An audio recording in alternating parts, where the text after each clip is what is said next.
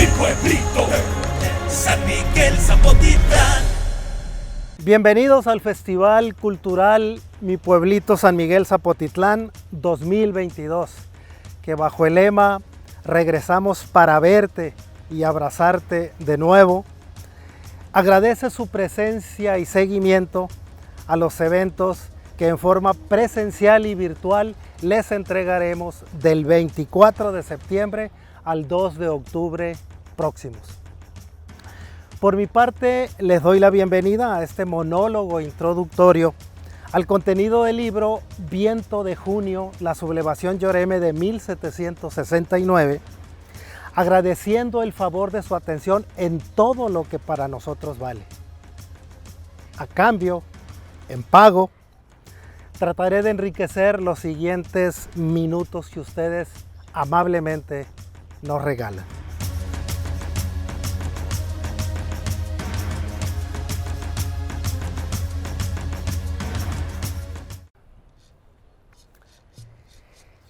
Sobre la sublevación Yoreme en 1769, poco se conoce aún ahora en nuestra comunidad. Y por tratarse de hechos únicos en la historia de nuestro pueblo natal, dignos no solo de mención, sino de reconocimiento y exaltación, desde hace muchos años me comprometí con mí mismo a conocerlo, pero también a documentarlo con el propósito de darlo a conocer a todos ustedes. Y es hasta ahora en el que tengo la oportunidad de que, conjuntando todos los elementos documentales y bibliográficos a los que he tenido acceso, lo puedo hacer. Resalto aquí que esta narración tiene el firme propósito de divulgar y despertar el interés por estos eventos únicos e irrepetibles de la microhistoria de nuestro pueblo, con el objetivo de arraigar nuestra más positiva identidad de sanmiguelenses y provocar el surgimiento natural, espontáneo, de sentimientos y acciones para conocer y reconocer la lucha y la entrega de la vida de los yoremes de 6 pueblos de nuestra región que aquí conocerán. Viento de Junio, la sublevación Yoreme de 1769, como dije, fue concebido y construido primero para difundir los hechos acontecidos durante ese grito desesperado Yoreme, que se tradujo en un movimiento armado finalmente reprimido y castigado como no existe caso igual en la historia regional. Y principalmente fue construido para intentar convertirse en el documento que aglutine, inicie y guíe nuestros esfuerzos colectivos para que los yoremes involucrados en la sublevación sean reconocidos oficialmente como nuestros héroes. La historia que aquí se cuenta trata de la sublevación de los yoremes del pueblo de San Miguel y de otros 5 pueblos de la región del Bajo Río Fuerte: Ahome, Mochicahui, Charay, Sibirijoa y Tehueco, contra las autoridades de los representantes del rey de España en nuestras tierras, sucedida de junio a julio de 1769, es decir, 41 años antes de que don Miguel Hidalgo y Costilla hiciera lo mismo en 1810. El legado escrito de esta historia llegó a nosotros en documentos de la época que nos describen los hechos sucedidos en la sublevación. Por supuesto, se trata de documentos que fueron emitidos por los vencedores españoles y que de una u otra manera, aparte de los hechos duros que nos hacen llegar, por supuesto hay que leer entre líneas por muchas razones. Estos documentos no describen las batallas como tal, sin embargo, involucran información tan rica sobre los hechos que sin duda nos ubican, nos indican que los hechos no solo fueron reales, sino que ilustran muertes, heridos, ataques, que nos hacen entender que al menos se dieron de 6 a 7 enfrentamientos armados. Un detalle más de los documentos a que nos hemos referido es que, aunque si bien no citan los detalles de los combates, definitivamente sí aluden con detalle y suficiencia las causas, por lo menos las causas que fueron reconocidas en su tiempo, así como los castigos, los severísimos castigos a los que fueron sometidos los lloremes involucrados. La narrativa se construye a partir de documentos originales elaborados antes, durante y después de la sublevación, y también incorpora partes de los escritos de algunos de los historiadores regionales más reconocidos publicados en la segunda mitad del siglo pasado. De los documentos originales debo decir que, aunque no son muy extensos, el simple hecho de encontrar hechos, narraciones relacionadas con acontecimientos dados aquí en nuestro pueblo hace 253 años, protagonizados por los lloremes que habitaban nuestro pueblo, definitivamente despertó en mí un interés definitivamente superior. La descripción de los hechos, si bien es cierto, no tiene nada de novelesca, es suficiente para darnos cuenta de las muertes, de los heridos, del derramamiento de sangre y de todo lo que está asociado con hechos violentos, con hechos de muerte. Espero, amables lectores sanmiguelenses, aumenses y fuerteños, transmitirles con este mi libro la emoción que siento sobre esta historia y se sumen a la cruzada de lograr el reconocimiento de estos lloremes que tienen nombre y apellido como héroes regionales y de cada uno de nuestros pueblos de San Miguel, Ahome, Mochicahui, Charay, Sibirijoa y Tehueco. Ubiquémonos en el entorno de la vida colonial de nuestro pueblo, en la que la vida toda y de todos estaba supeditada a los ordenamientos del rey de España y de las autoridades que lo representaban en la Nueva España y en nuestras tierras. Ahora penetremos en los hechos y situaciones que delinearon el entorno y los antecedentes más antiguos de la rebelión de 1769. Desde la aparición del español en tierras caitas en 1532, el indígena fue cazado como animal, oprimido y esclavizado. Con el paso de los años y a medida que la conquista militar avanzaba, el indígena vio al español como lo malo, como la personificación de quien lo oprimía y esclavizaba. Fue de ahí precisamente que en todo su modo de vida se generó un rechazo sistemático por siglos.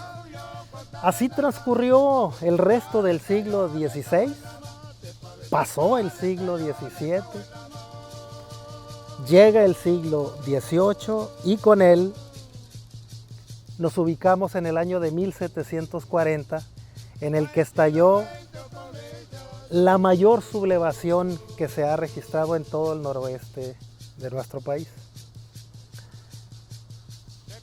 Estamos refiriéndonos a la llamada sublevación yaqui, aunque en realidad involucró una infinidad de naciones desde el norte de Sonora con los Pimas Altos, Pimas Bajos, Zópatas, Seris y demás.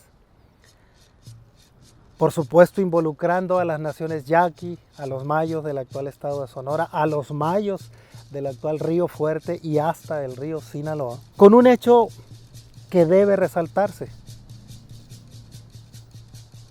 consistente en la participación de exactamente los mismos 6 pueblos que se sublevaron 29 años después. Es decir, el entonces gobernador vitalicio de Sinaloa, don Manuel de Huidobro, informa en carta personal al virrey de la época la sublevación de los pueblos de Ahome, San Miguel, Mochicahui, Charay, Sibirijo y Tehueco. Por lo tanto, no es absolutamente ninguna coincidencia que 29 años después, cuando las condiciones incluso empeoraron, los mismos pueblos, al menos en la región del Río Fuerte, otra vez se sublevaran. Destacando el alzamiento de los mismos 6 pueblos yoremes que se habían sublevado 29 años antes, valdría la pena revisar las causas que lo provocaron. Y en ese sentido, definitivamente tenemos que citar el decreto real emitido en 1754, en el que se pedía recomponer la propiedad de la tierra. Recomponer la propiedad de la tierra implicaba revisar títulos de propiedad, asignar nuevos títulos, etc. Y eso definitivamente terminó por empobrecer de una manera más acelerada a los yoremes de la región. Por supuesto, los inspectores encargados de esa recomposición de tierras definitivamente siguieron como siglos antes favoreciendo a los colonos españoles y desfavoreciendo, por supuesto, a los yoremes.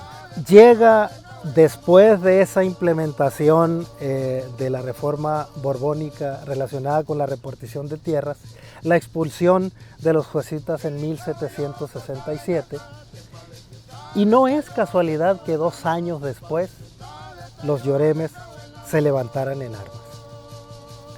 En algunos casos, los españoles de la época, de los cuales hemos recibido precisamente su legado escrito, atribuyen la sublevación a causas que por supuesto nunca relacionan con su hacer de conquistador, con su hacer de la sociedad prevaleciente en la Nueva España y específicamente en nuestras tierras.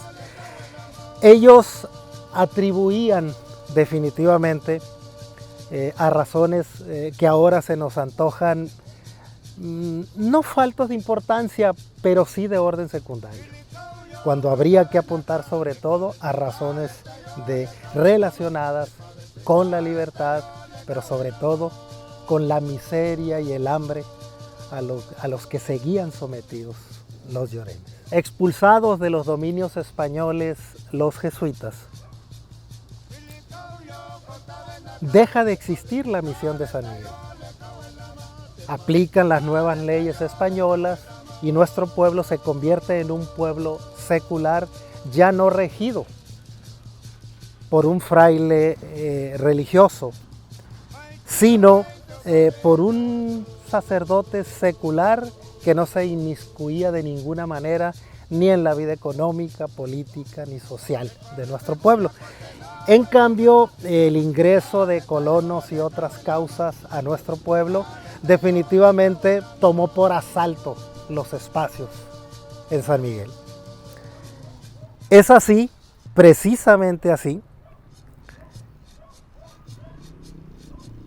que se empiezan a generar los incidentes inmediatos a la sublevación de 1769.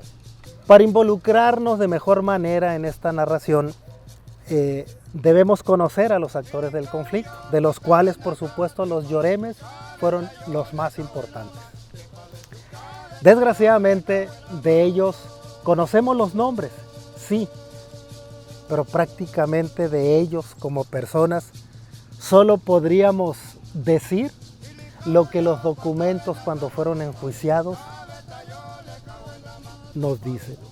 Prácticamente, más allá del nombre que por supuesto les haremos conocer, solo podemos decir que eran originarios de alguno de los 6 pueblos mencionados, que se sublevaron, que fueron castigados, que fueron muertos de la manera y castigados de la manera más severa, y si acaso cerrar el capítulo diciendo que también murieron en sus pueblos de origen en base a la sentencia y castigo que les fue aplicado. Difícilmente podríamos decir algo más de ellos, salvo que entregaron la vida buscando su libertad y mejores condiciones. Por otro lado, como contraparte, están precisamente los actores españoles del conflicto, que lo mismo van desde el rey de España, Carlos III, hasta el último de los militares que estuvo involucrado en el conflicto. Después de Carlos III está el virrey, después de eso está un nombre que seguramente en la lectura del libro ustedes podrán seguir de manera muy frecuente. Estoy hablando de don José de Gálvez, que era el representante directo del rey en nuestras tierras. Y definitivamente los actores militares que definitivamente fueron los que dieron el cauce a los hechos que están descritos en el libro. Vale la pena mencionar, después de José de Gálvez, sobre todo a don Matías de Armona y don Agustín de Vildósola, que fueron los que finalmente comandaron sus ejércitos para derrotar a los guerreros lloremes. Entremos ahora en los antecedentes inmediatos de la sublevación. El primero de ellos sucedió en enero de 1769, cuando un grupo de lloremes en el pueblo de Charay liberan del cepo del pueblo a sus familiares. Los liberan, queman el cepo y huyen. Y nunca son castigados, ni siquiera encontrados. El segundo incidente sucedió en marzo de 1769, cuando un grupo de indígenas, después de atacar la hacienda de Tobaca, ataca el pueblo de Mochicagui, ya directamente en nuestra región. En él no solo atacan, sino saquean el pueblo, se introducen en la iglesia a caballo, desnudan a los santos y hay varios asesinatos. Nuevamente, el grupo de indígenas huye y aunque es perseguido incluso hasta la región del río Mayo, no fue ni encontrado ni castigado. Todos estos hechos que narro, todos estos antecedentes, fueron informados al mismísimo virrey de la Nueva España. Sin embargo, como dije, quedaron en incidentes aparentemente aislados, sin ningún impacto aparente y sin ningún castigo. Fue así, precisamente así, que después de cimbrarse nuestra región con hechos como los que cuento, porque hubo muertos y heridos, pasando los días llegaba la calma, como sucede incluso ahora ante cualquier acontecimiento violento. Sin embargo, debemos decir que paralelamente a todos los acontecimientos narrados, se sumaron la implantación de varias de las reformas borbónicas que terminaron por golpear al pueblo lloreme.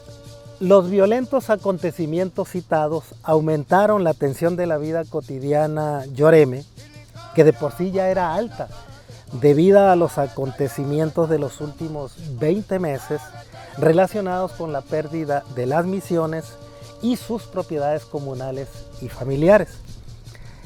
También relacionado con los nuevos despojos de tierras sufridos derivados de las recientes invasiones de los colonos españoles, sobre todo de los espacios que antes pertenecían en el pueblo a los lloremes ahora desplazados. Paralelamente a estos acontecimientos y aún mucho antes, en la región sucedieron otros asociados a la implantación de las reformas borbónicas ordenadas por el rey español, que impactaron por igual toda la economía, la estabilidad y la seguridad de los lloremes Lo mismo del río Sinaloa que del río Fuerte, del río Mayo y del río Yaqui. Destacaban en esas afectaciones las ventas, transferencias o asignaciones de los bienes de las exmisiones, ya sea hacia partidas militares que combatían en el norte de Sonora o hacia otras misiones como eran en ese tiempo las de Baja California.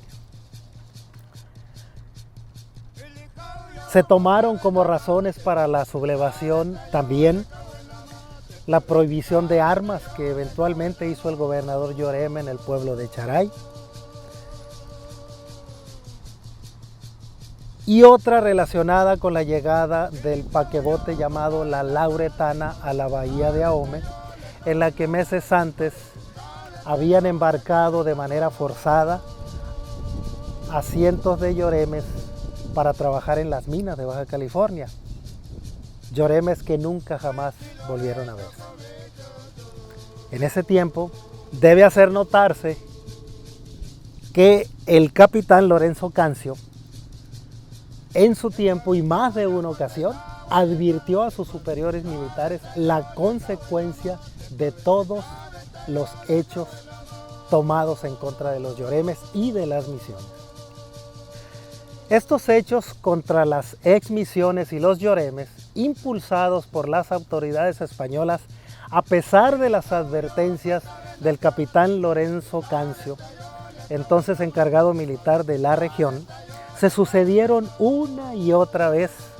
Sin embargo, como ocurre con todas las comunidades antiguas y actuales, otra vez los eventos pasaron a segundo término y la vida cotidiana siguió su curso hasta que nuevamente en Charay los nuevos acontecimientos provocaron un estallido que con una rapidez inusitada se convirtió en una verdadera rebelión lloreme de proporciones regionales. Bien, hasta aquí llegamos con esta charla introductoria. Les invito a conocer los hechos concretos de esta sublevación lloreme, que les relataré en la presentación de mi libro Viento de Junio, la sublevación lloreme de 1769, en la Casa de la Cultura de San Miguel Zapotitlán el próximo 26 de septiembre. Los espero.